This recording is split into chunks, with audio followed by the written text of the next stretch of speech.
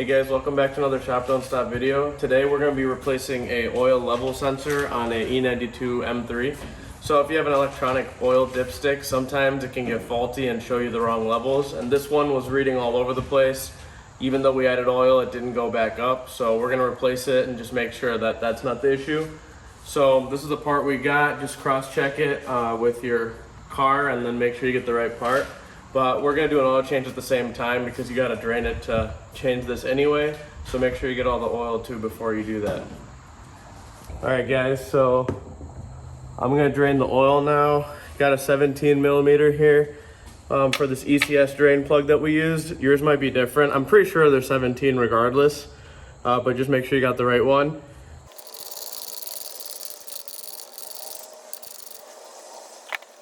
I'm also going to be collecting some Blackstone analysis bottles here, so that's what I'll be doing with these.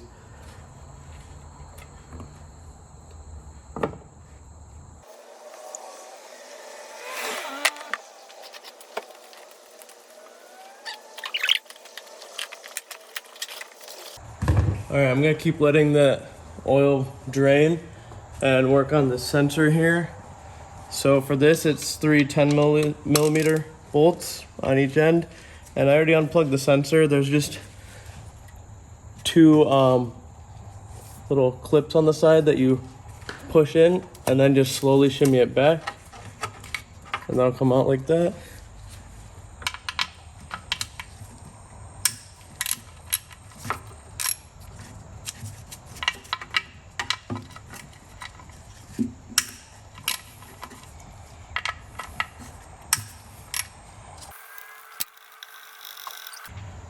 And when you take this off, there might be some oil that comes out, so just have something underneath to catch it. Alright, so this caught on the edge of this, so you just have to undo these two bolts on each side, and you're able to pull this down a little, and it slides right out. Alright, so I got this drain plug back in. I'm going to torque it down to 18 pound-feet or 25 Newton meters. Alright, that's good to go. And I'm going to clean this area up and then put that new sensor in. Alright, so I got everything cleaned up and I got the new sensor here, and everything matches up, part numbers, and looks the same size. So I'm going to go ahead and put that in just like I took it out. So just slide it in there and then kind of shimmy it through this hole. Just like that. Then once you got that in there, start hand threading these back on.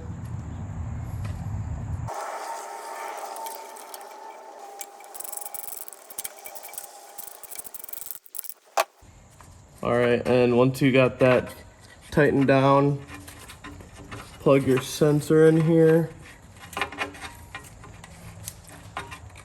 Same way that you took it out, just the opposite.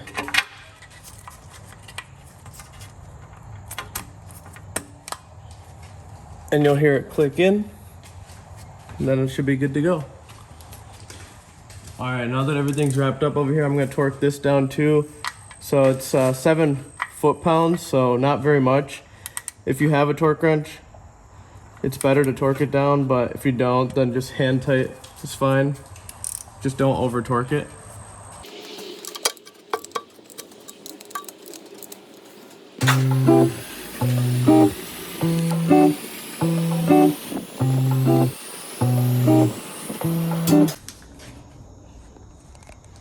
Alright, so I got the oil in there, changed the oil filter, and I'm going to torque this down to 30 pound-feet or 40 Newton meters, whichever one you have. If you have a torque wrench, make sure to torque it down.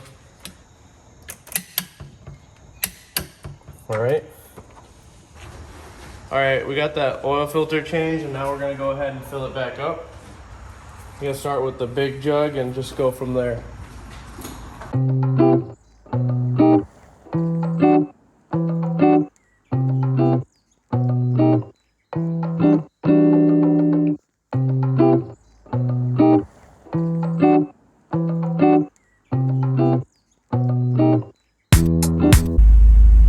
So we got the car started and just drove it around the neighborhood and on some back roads. Just drive it gently, keep it below 3,000 to 4,000 RPM, and let it warm up.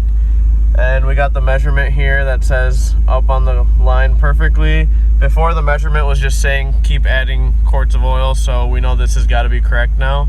And then last thing, just check for any leaks overnight underneath where you park, and then your oil sensor should be good to go. Thanks for watching another Shop Don't Stop video.